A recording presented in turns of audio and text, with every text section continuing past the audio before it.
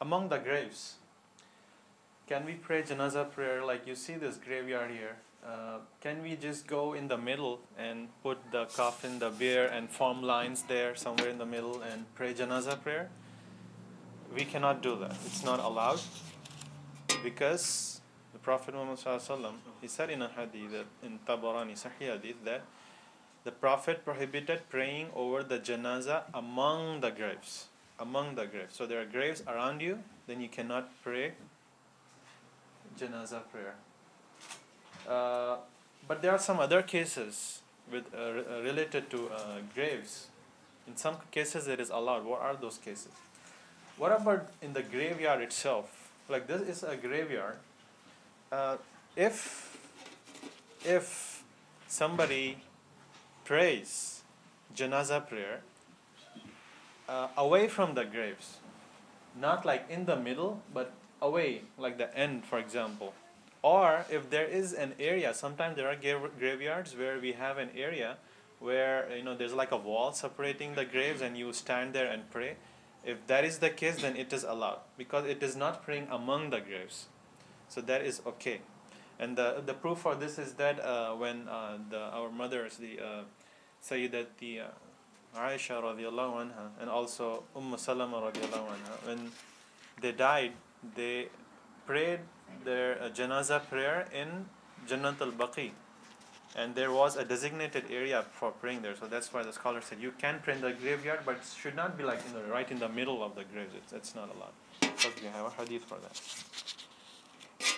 The sixth condition, this is where it gets a little bit complex.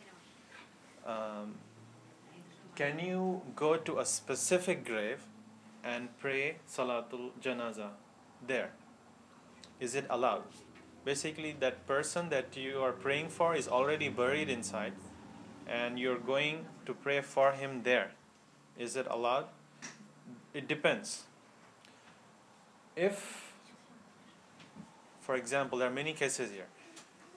If the person is buried and nobody prayed Janazah for them, they just washed and shrouded and they buried him, and in that case, yeah, somebody probably didn't know that it has to be performed, or they forgot, or some urgent matter came up, so they didn't pray. In that case, you can go to that specific grave and you form lines there. The Imam stands in the front and then they pray. That is allowed. That is okay.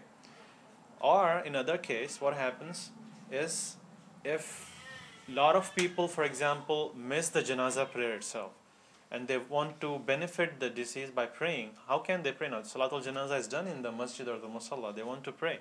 So what they can do, all those people can go and make lines there and do another Jama'ah and pray again, Salatul Janazah. That is valid. And we have evidences for it. We will cover it inshallah.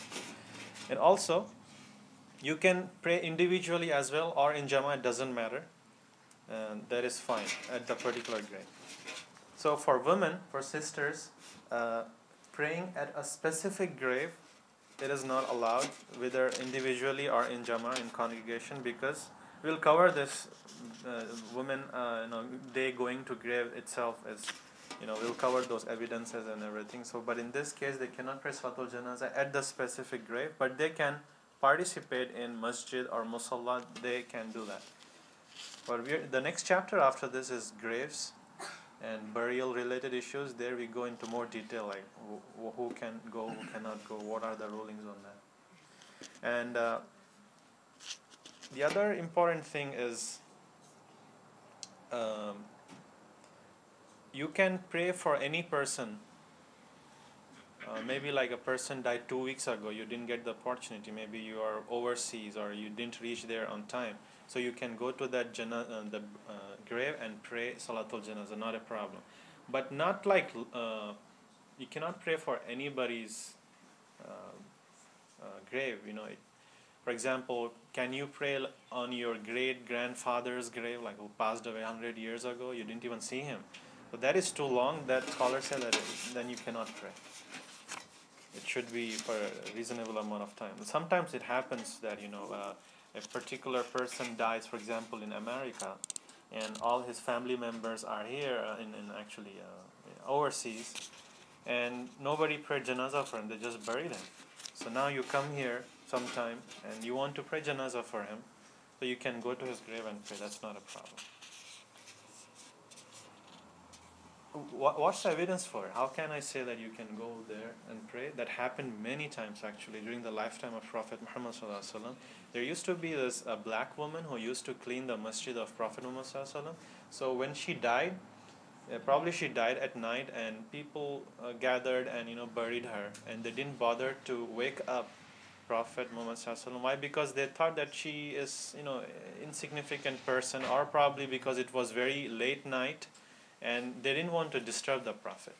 Why should we wake up him for? But when he woke up, when the Prophet woke up, he was upset. He went with other Sahabi, he went to the grave and he formed lines and he led the prayers. It happened just not with this woman, but happened to many other Sahaba as well. He made it a point that he went to the grave and prayed for them. And he was very particular because he said, my prayer for him is a reason for mercy. So it's a special mercy. So that's why he always took those chances. And he also said in Sahih Bukhari, indeed these graves engulf their dwellers with darkness, and Allah illuminates them by my prayer for them. So whenever he prays the Salatul Janazah for them, their grave becomes illuminated. So that's why he always tried to pray for them. Alright, let's move on to next issue.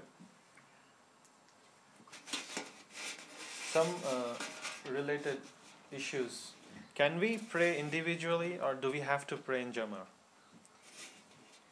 Salatul Janazah.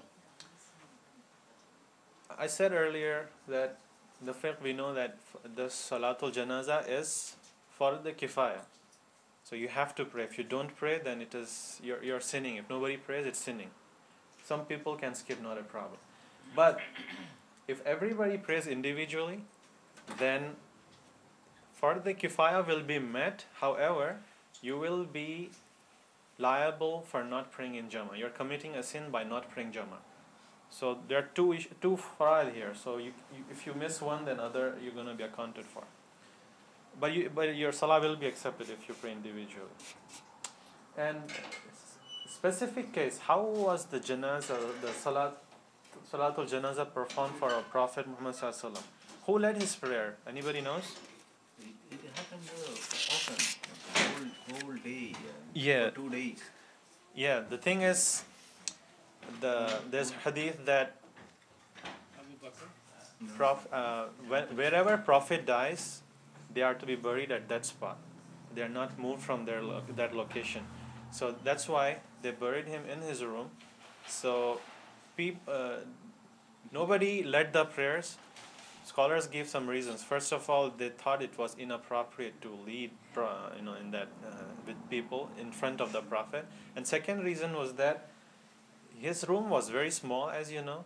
So people cannot have a big Jama'ah or something. So people would come in batches. One group of people come inside his room and see him and pray Salatul Janazah, and then they leave. Then another comes. So it happened continuously. So nobody was like imam or something.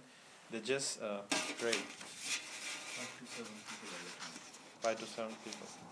Yes.